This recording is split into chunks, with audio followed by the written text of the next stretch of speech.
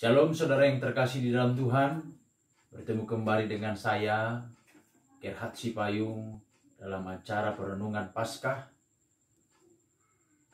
Pada hari ini kita akan merenungkan kebenaran firman Tuhan. Sebelum kita merenungkan kebenaran firman Tuhan, mari kita berdoa. Bapa di sorga, kami bersyukur buat kebaikan-Mu oleh karena anugerah Tuhan di dalam hidup kami, sehingga sampai saat ini kami masih bisa dengan berkat yang dari Tuhan, kami bisa merenungkan kebenaran firman-Mu pada saat ini. Kiranya Engkau yang menolong hamba-Mu, Roh-Mu yang berkuasa atas kami, dan segala yang kami hendak bicarakan dan semua yang mendengarkan, biarlah kiranya melihat kemuliaan Kristus di dalam ibadah pada saat ini. Kami menyerahkan sungguh Tuhan ke dalam kuasa-Mu, di dalam nama Yesus Kristus kami berdoa dan mengucap syukur. Amin. Kita bersyukur pada saat seperti ini kita masih diberikan kesempatan untuk merenungkan kebenaran firman, sekalipun ibadahnya secara online. Tetapi kita percaya bahwa firman Tuhan akan senantiasa menolong kita dimanapun kita berada dalam situasi saat ini. Firman Tuhan yang ingin saya bagikan adalah dari kitab Roma pasal yang kelima, ayat yang ke-12 sampai ayat yang ke-21.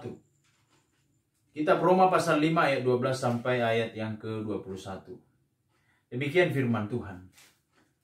Sebab itu sama seperti dosa telah masuk ke dalam dunia oleh satu orang, dan oleh dosa itu juga maut. Demikianlah maut itu telah menjalar kepada semua orang, karena semua orang telah berbuat dosa. Sebab sebelum hukum Taurat ada, telah ada dosa di dunia, tetapi dosa itu tidak diperhitungkan kalau tidak ada hukum Taurat. Sungguh pun demikian maut telah berkuasa dari zaman Adam sampai kepada zaman Musa, juga atas mereka yang tidak berbuat dosa dengan cara yang sama seperti yang telah dibuat oleh Adam, yang adalah gambaran Dia yang akan datang. Tetapi karunia Allah tidaklah sama dengan pelanggaran Adam, sebab jika karena pelanggaran satu orang, semua orang telah jatuh ke dalam kuasa maut, jauh lebih besar lagi kasih karunia Allah dan kasih dan karunia-Nya yang dilimpahkannya atas semua orang karena satu orang, yaitu Yesus Kristus. Dan kasih karunia tidak berimbangan dengan dosa satu orang, sebab penghakiman atas satu pelanggaran itu telah mengakibatkan penghukuman. Tetapi penganugerahan karunia atas banyak pelanggaran itu mengakibatkan pembenaran. Sebab jika oleh dosa satu orang maut telah berkuasa oleh satu orang itu, maka lebih benar lagi mereka yang telah menerima kelimpahan kasih karunia dan anugerah kebenaran akan hidup dan berkuasa oleh karena satu orang itu, yaitu Yesus Kristus. Sebab itu sama seperti oleh satu pelanggaran semua orang beroleh penghukuman, demikian pula oleh satu perbuatan kebenaran semua orang beroleh pembenaran untuk hidup. Jadi sama seperti oleh ketidaktaatan satu orang, semua orang telah menjadi orang berdosa. Demikian pula oleh ketaatan satu orang, semua orang menjadi orang benar. Tetapi hukum Taurat ditambahkan supaya pelanggaran menjadi semakin banyak. Dan di mana dosa bertambah banyak, di sana kasih karunia menjadi berlimpah-limpah. Supaya sama seperti dosa berkuasa dalam alam maut, demikian kasih karunia akan berkuasa oleh kebenaran untuk hidup yang kekal oleh Yesus Kristus, Tuhan kita. Saudara-saudara yang terkasih di dalam Tuhan, saat ini dunia sedang melakukan apapun untuk menghadapi sebuah wabah yang namanya corona. Dampaknya sungguh-sungguh luar biasa. Selain menggoncang kejiwaan manusia, menggoncang ekonomi, juga menggoncang politik. Banyak orang-orang yang sedang dalam ketakutan. Bahkan hamba-hamba Tuhan banyak juga yang mengalami stres oleh karena situasi saat ini. Corona tidak memandang siapapun. Rakyat kecil, tua, muda, bahkan Perdana Menteri Inggris Boris Johnson itu terkena COVID-19. Bahkan ada pejabat dari Menteri Keuangan Jerman namanya Thomas Schiffer. Dia akhirnya bunuh diri oleh karena dia harus bertanggung jawab soal urusan ekonomi karena dampak COVID-19 ini, saudara-saudara. Nah, bagaimana dengan kita pada saat ini? Di momen Paskah ini terjadi hal yang sangat-sangat membuat manusia sedang dalam ketakutan. Bahkan ada juga pengacara kondang. Dia dalam statementnya di YouTube, dia merendam obat-obatan yang dipakainya. Dia mengatakan, Tidak ada itu kekayaan dan lain sebagainya. Saya berlimpah uang, saya berlimpah banyak hal. Tetapi uang tidak bisa menjaga dan memberikan jaminan atas segala apa yang terjadi di dunia saat ini, saudara-saudara. Narapidana dilepaskan karena takut tertular, menjadi sebuah tempat penularan yang epicentrum. Dan akhirnya pengangguran banyak terjadi. Manusia sekarang bertahan hidup, takut kepada kematian. Beberapa waktu yang lalu ada perampokan. Ternyata dia juga adalah mantan narapidana yang dilepaskan. Nah, saudara-saudara, manusia berada di dalam kuasa maut. Pertanyaannya, saudara-saudara, mengapa manusia harus mengalami maut ini? Kita ini berada di dalam dunia yang sudah dikutuk oleh Tuhan. Kenapa dunia ini saya katakan telah berada di dalam kutuk? Oleh karena dosa manusia. Oleh karena kutuk ini, saudara-saudara, manusia mengalami penderitaan, manusia mengalami sakit penyakit, manusia mengalami perang dan lain sebagainya. Dan puncak penderitaan manusia itu adalah kematian jasmani dan juga kematian yang kekal. Pada awalnya Tuhan menciptakan bumi dengan segala isinya. Kita tahu di dalam kitab Kejadian pasal 1. Allah menciptakan langit dan bumi ini dan semua yang ada di dalamnya. Pada hari yang ke-6, dia mengatakan, sungguh amat baik. Tetapi apa yang terjadi? Dosa telah merusak ciptaan Tuhan yang amat baik ini. Termasuk virus corona, saudara-saudara. Ada orang yang berpikir, apakah virus corona ini diciptakan Tuhan? Virus corona ini diciptakan Tuhan dalam keadaan baik ketika manusia belum jatuh ke dalam dosa. Tetapi ketika manusia jatuh ke dalam dosa, maka hubungan manusia dengan alam juga rusak. Hubungan manusia dengan manusia rusak. Hubungan manusia dengan Tuhan juga rusak. Dan banyak yang terjadi, mutasi dan lain sebagainya. Yang tadinya manusia dan binatang itu mempunyai harmoni yang sangat luar biasa. Tetapi menjadi sebuah hubungan yang saling mempertahankan dirinya. Manusia tidak peduli lagi dengan alam. Eksplorasi dan eksploitasi terjadi. Demikian juga virus corona ini, saudara-saudara. Tuhan tidak pernah menciptakan virus corona yang merusak. Tetapi karena dosa, maka bakteri-bakteri dan virus-virus ini akhirnya lari dari maksud Tuhan. Itu sebabnya, saudara-saudara, kita perlu memandang apa yang terjadi saat ini. Ini adalah sebuah situasi yang menyatakan bahwa bumi kita ini bukanlah bumi yang memberikan jaminan kebahagiaan dan hidup yang baik bagi kita sebagai manusia.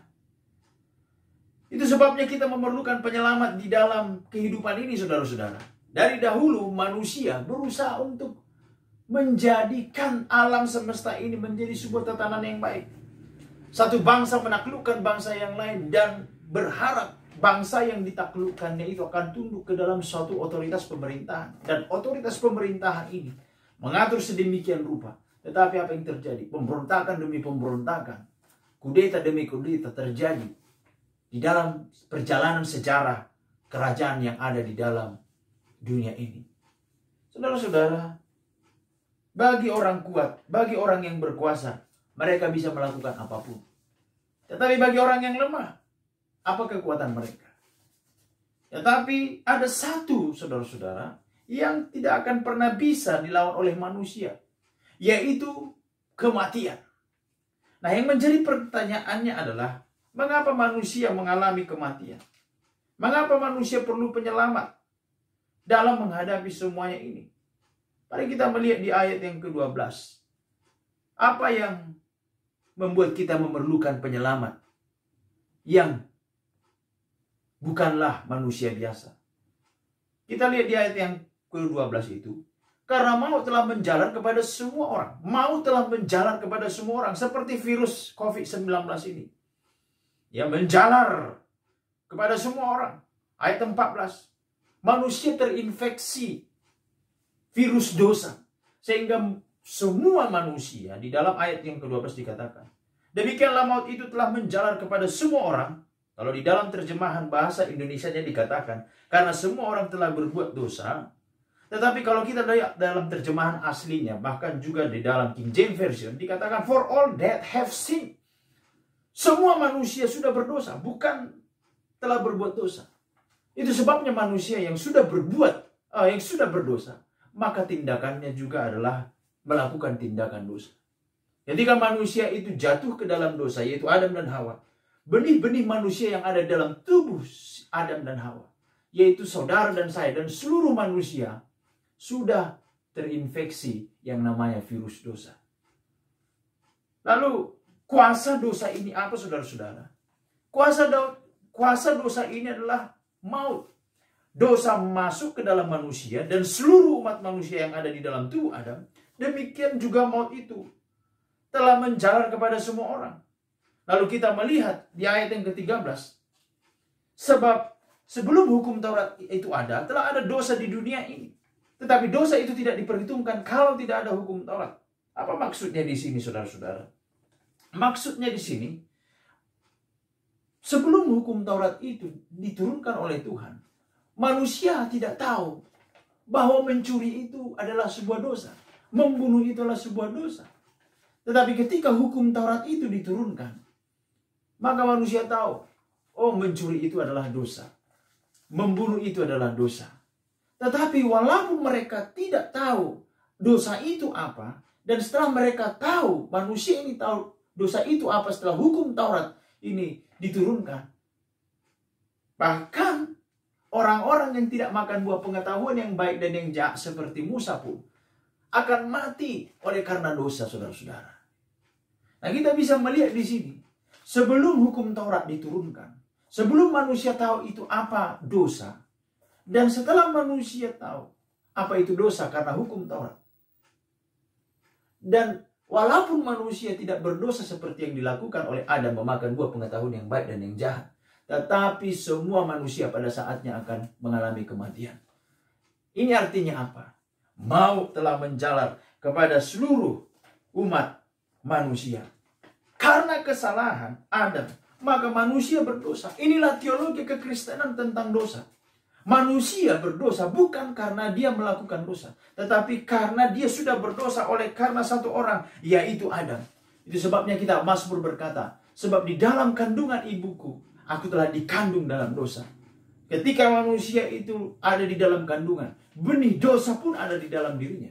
Seiring pertumbuhannya secara jasmani, maka benih-benih dosa itu pun bertumbuh di dalam tubuh jasmani manusia itu.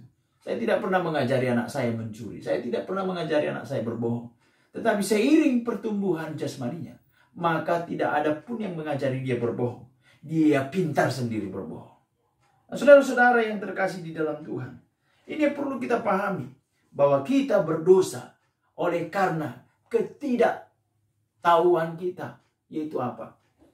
Adam menurunkannya kepada semua manusia. Dan kita tidak mempunyai pilihan. Lalu yang kedua, saudara-saudara, mengapa kita memerlukan penyelamat? Karena kuasa maut itu lebih kuat dari manusia. Dan hanya Allah yang lebih berkuasa daripada maut. Itu sebabnya dalam sejarah peradaban manusia, penguasa apapun dia, siapapun dia, termasuk Firaun. Firaun yang mengawetkan mayatnya. Dia berharap suatu ketika nanti dengan mayat yang diawetkan itu dia akan bangkit. Firaun tidak pernah bangkit sampai saat ini, kecuali di film-film Hollywood, yaitu Mummy. Tetapi sampai saat ini, baik penguasa orang miskin, kaum jelata, ketika kematian itu datang, mereka tidak bisa menolak kematian itu. Penguasa-penguasa, Napoleon Bonaparte, Raja Nebukadnezar, Kaisar Agustus, raja-raja yang sangat terkenal di zamannya, mati oleh karena kuasa dosa itu, saudara-saudara. Jadi hanya yang lebih kuat dari manusia itulah yang bisa melepaskan manusia dari maut. Sesungguhnya tanpa kita sadari bahwa apapun yang kita kerjakan di dunia ini hanya satu tujuan, untuk bertahan hidup. Anda kuliah, saya bekerja, kita bekerja hanya satu tujuan, supaya kita bisa menghasilkan uang. Dan uang itu untuk apa? Untuk membeli kebutuhan-kebutuhan primer, sekunder, tertier, dan lain sebagainya. Untuk memenuhi perut yang sejengkal ini. Karena kalau tidak diisi, maka kita bisa sakit. Kalau orang sakit, bisa mengakibatkan kematian. Sebenarnya apa yang kita kerjakan di dunia ini adalah untuk bertahan hidup. Nah, saudara-saudara, itu juga yang terjadi pada saat ini. Virus corona ini mengancam manusia dengan kematian. Manusia melakukan apapun, membeli masker sebanyak-banyaknya. Bahkan mengurung diri dengan tujuan apa? Menghindari maut ini. Tetapi kita melihat bagaimana banyak orang terinfeksi juga walaupun dia mengurung diri. Karena tanpa dia sadari dia tersentuh dengan beberapa orang dan lain sebagainya. Dan akhirnya dia terinfeksi corona. Nah, saudara-saudara yang terkasih di dalam Tuhan, itu sebabnya persoalan yang terbesar bagi manusia itu bukanlah persoalan tidak punya teman hidup, tidak punya pekerjaan, bukan masalah ekonomi dan lain sebagainya. Tetapi persoalan manusia itu adalah kematian, dan Tuhan tahu itu. Nah, itu sebabnya saudara-saudara, manusia membutuhkan penyelamat yang bisa membebaskan mereka dari kematian. Manusia yang bukan hasil pertemuan sel telur dan sel sperma, tetapi manusia yang tidak berdosa. Manusia yang lebih berkuasa daripada semua apapun yang ada di dunia ini, saudara-saudara. Dan tidak ada manusia biasa yang bisa melakukan itu selain Tuhan. Nah, itu sebabnya waktu manusia jatuh ke dalam dosa, Tuhan memberikan sebuah janji kepada Adam. Akan ada sebuah keturunan yang akan meremukkan kepala si ular. Itu bisa kematian itu, kuasa maut itu. Dan Alkitab menyatakan siapa dia. Waktu Tuhan berkata kepada Adam dan Hawa, keturunanmu akan meremukkan keturunan ular ini. Juru selamat itulah manusia. Pertanyaannya, apakah manusia hasil pertemuan sel telur dan sel sperma? Oh tidak. Juru selamat itu bukanlah malaikat. Tetapi dia harus manusia. Dan hanya satu manusia yang ada di dunia ini sejarahnya dinyatakan kelahirannya. Dia dikandung dari Roh Kudus, yaitu Tuhan Yesus Kristus. Selama manusia itu hasil pertemuan sel telur dan sel sperma, dia tidak akan pernah bisa menjadi juru selamat. Karena tidak ada bedanya dia dengan saya. Kalau ada misalnya seorang yang mengaku-ngaku utusan Tuhan, dia mengatakan, aku menunjukkan jalan kepadamu. Pasti dia menunjukkan jalan kepada Tuhan itu. Tetapi kalau ada seorang manusia yang mengatakan, I am the way, I am the truth, I am the life, dia bukan manusia biasa. Dan dialah Yesus Kristus. Saudara-saudara yang terkasih di dalam Tuhan, pertanyaannya adalah, mengapa Yesus harus menjadi manusia? Mengapa Yesus harus mengalami penolakan dari dalam kandungan sampai dia mati? Kita melihat saudara-saudara apa yang dilakukan Tuhan Yesus ketika berada di dunia ini. Karena manusia yang jatuh ke dalam dosa ini, manusia berdosa oleh karena satu orang. Maka diperlukan satu orang untuk membebaskan manusia ini. Dengan arti lain, karena Adam, semua manusia disalahkan. Jadi memang manusia tidak mempunyai pilihan. Tetapi manusia harus mengalami konsekuensi. Itulah perbedaan antara setan dengan manusia. Setan tidak ada pengampunan karena dia berdosa dalam ketidakberdosaannya. Dia memilih berdosa. Sedangkan kita berdosa oleh karena Adam. Saudara-saudara yang terkasih di dalam Tuhan, Paskah ini berbicara pengorbanan. Mengapa Yesus harus mengalami pengorbanan? Ketika Allah menyatakan janjinya tentang juru selamat, dia memberikan nubuatan ataupun memberikan tanda-tanda siapa Mesias itu. Di dalam kitab Kejadian, dia adalah seorang manusia yang berasal dari keturunan perempuan. Lalu Tuhan memilih bangsa Israel. Lalu bangsa Israel ini diberikan tanda-tanda yang akan dialami oleh Mesias itu. Dia harus berasal dari suku Yehuda. Dan dalam kitab Mazmur itu dituliskan tentang apa yang akan dialami oleh Mesias itu. Mesias itu akan mengalami penderitaan, tangan dan kakinya ditusuk. Di atas jubahnya dibuang undi. Lalu di dalam kitab Zakaria dituliskan bahwa dia akan ditikam dia akan dijual 30 keping perak. Dan banyak nubuatan dalam kitab suci. Itu sebabnya Yesus selalu berkata, saudara-saudara, semua yang tertulis tentang aku harus digenapi. Kalau tidak digenapi di dalam Yesus Kristus, apa yang dinubuatkan, maka dia bukan Mesias. Itu sebabnya dia tahu apa yang akan dia alami, pergumulannya di taman Getsemane itu. Dia tahu semuanya. Dia tahu siapa yang akan mengkhianatinya. Dia tahu apa yang akan dilakukan oleh Petrus. Dia katakan bahwa engkau akan menyangkal aku 3 kali. Dia sudah tahu. Tetapi Yesus berkata, pada hari yang ketiga aku akan bangkit. Dan saudara-saudara, kita merayakan perayaan Paskah ke 2020. Kelahiran Yesus yang ke 2020 kali nanti bulan Desember. Kematian Yesus, kebangkitan Yesus, kenaikan Tuhan Yesus ke 2020 kalinya. Ini adalah sejarah yang pernah ada terjadi dalam peradaban manusia. Dan tidak ada yang bisa mengganggu gugat itu. Karena sejarah memberikan kesaksian tentang itu. Yaitu tahun ini, tahun 2020. Yaitu 2020 kali kita peringati kematian Yesus di kayu salib. Apa makna Paskah? Saudara-saudara, makna Paskah ini tidak bisa dilepaskan dari apa yang terjadi di tanah Mesir. Waktu bangsa Israel ada di tanah Mesir. Allah memberikan 10 tulah kepada bangsa Mesir.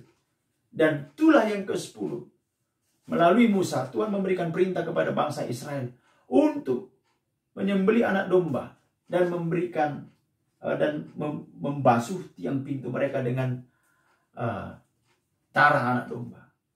Sehingga ketika malaikat maut itu melewati tanah Mesir, maka setiap rumah yang tidak ada darah anak domba, maka anak sulungnya mengalami kematian. Bisa bayangkan suasana pada saat itu.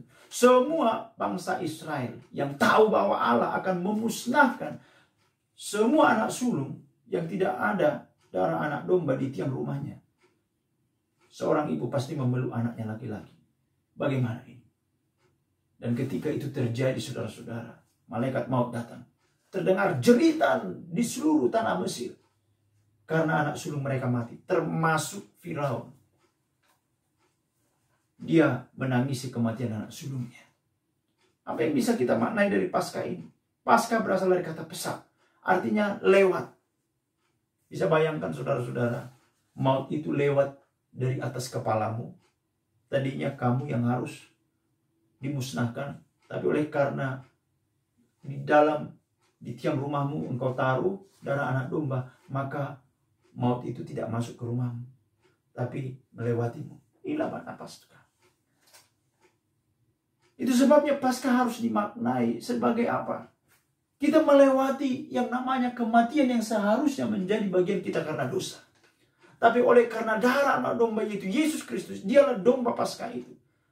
Maka maut itu, yaitu kematian yang kekal itu, tidak lagi berkuasa atas kita. Kita akan mengalami kematian jasmani. Itu konsekuensinya. Tapi kematian yang kekal tidak lagi. Oleh karena apa? Karena Yesus telah menanggung kematian itu. Kita yang tadinya dihukum, sekarang kita dimerdekakan. Kita yang tadinya disalahkan, sekarang dibenarkan. Kuasa yang menghidupkan hanya ada di dalam Yesus Kristus. Kuasa maut itu lebih kuat daripada manusia. Tetapi firman Tuhan berkata bahwa dosa atau ketidakbenaran berkuasa dalam alam maut. Sehingga kasih karunia itu berkuasa untuk hidup yang kekal oleh Yesus Kristus Tuhan kita. Yesus mengalami segala penderitaan. Ketertolakan mulai dari dalam kandungan sampai dia mati. Bahkan ketika dia di kayu salib, dia berkata, Eli, Eli, lama sabachthani. Dia mengalami yang namanya kesendirian total. Ditinggalkan oleh semua murid-muridnya. Bahkan ibunya pun tidak bisa menemani dia di kayu salib. Dan Allah pun meninggalkan dia. Supaya apa? Murka Tuhan itu ditimpakan kepada Yesus Kristus. Salib, di sanalah keadilan Allah dan kasih Allah dinyatakan. Seharusnya kita mengalami keadilan Allah. Berdosa, harus dihukum. Tetapi oleh karena Yesus Kristus, Yesus mengalami keadilan Allah. Manusia yang berdosa mengalami kasih Allah. Hanya yang menjadi pertanyaannya saudara-saudara, apakah engkau mau menerima bahwa Yesus Kristus itu adalah juru selamat yang telah dinubuatkan oleh Alkitab? Sehingga engkau berkata, Tuhan, aku tidak mendirikan kebenaranku. Aku mengakui bahwa aku ini orang berdosa. Dan saudara ingat ini, satu dosa sudah cukup melemparkan orang ke dalam neraka. Itu sebabnya kita perlu pembenaran. Dan firman Tuhan berkata, di ayat yang ke-21 ayat terakhir, demikian kasih karunia akan berkuasa oleh kebenaran untuk hidup yang kekal oleh Yesus Kristus Tuhan kita. Inilah makna Paskah. Paskah adalah pengorbanan anak domba, yaitu Yesus Kristus. Sehingga setiap orang yang mengambil bagian dalam perjanjian darah Yesus Kristus, maka kematian yang kekal itu terluput dari dalam hidupnya. Itu sebabnya saudara-saudara, apakah engkau sudah mengambil komitmen dan keputusan dalam hidupmu, menerima Yesus sebagai Tuhan dan Juru Selamatmu, menjadikan Dia sebagai panduan hidupmu dan tujuan hidupmu? Jikalau belum, pada saat ini saya mengundang saudara-saudara, terimalah Yesus dalam hidupmu, siapapun engkau.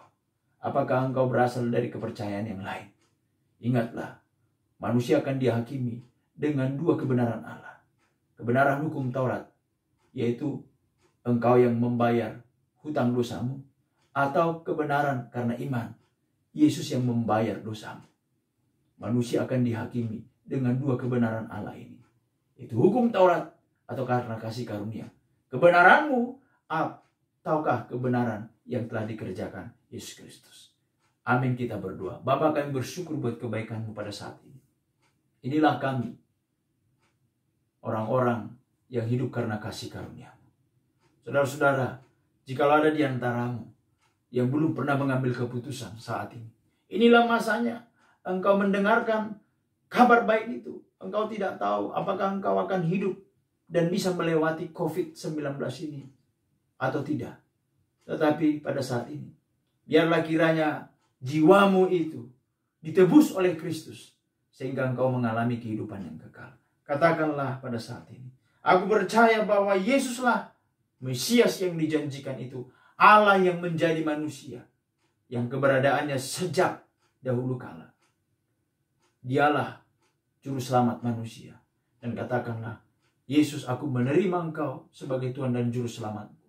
Aku orang berdosa dan tidak bisa melepaskan aku orang berdosa ini dari kuasa dosa. Terimalah aku sebagai anak-Mu.